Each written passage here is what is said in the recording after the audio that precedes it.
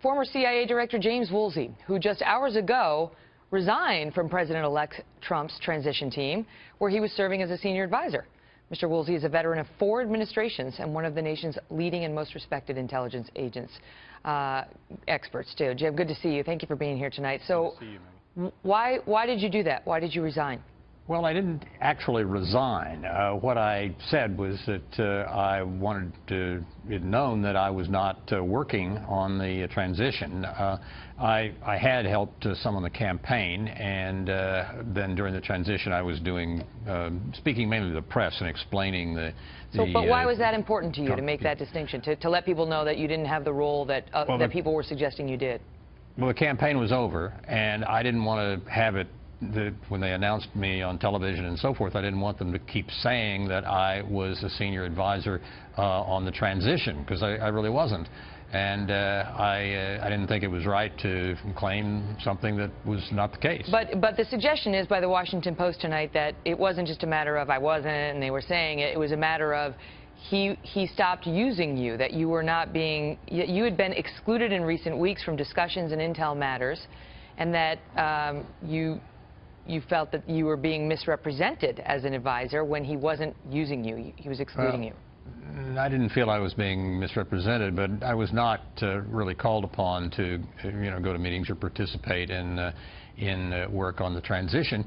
I spent a lot of time backgrounding the press and on the record talking to the press and explaining positions of the Trump organization, particularly on the national security matters. Washington Post tonight, Phil Rucker is reporting that you were taken aback by this week's reports that Trump is considering revamping our intelligence framework.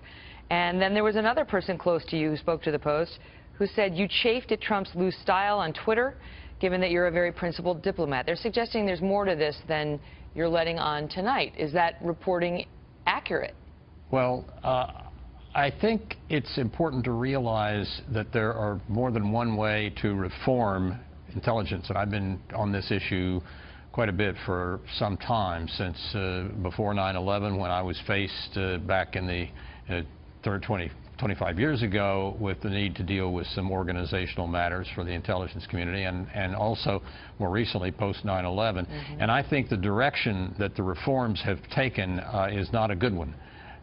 There are a lot of weaknesses and problems we can talk about sometime when you have time. So do you support then Trump's reported plan to revamp the intelligence framework? He's actually denying that he's going to do that.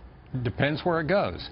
I think that this organization ought to, at least particularly for the clandestine services, look a lot more like the OSS than what it looks like today, which is a very bureaucratic structure, and it needs to have some changes made. I don't know what kind of changes that are being considered by Mr. Trump and his colleagues.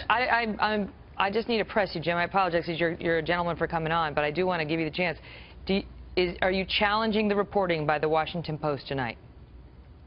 Well, no, I think they were focused on an important issue, which is what type of change is going to be proposed in the intelligence community's organization, especially by the Trump administration in 2 weeks. And I can't tell. What I can tell is that what I see now, that as a result of reforms over the last couple of years, I do not think is sound and needs some rather substantial attention. Great to see you, sir. Thanks for coming on. Good to see you.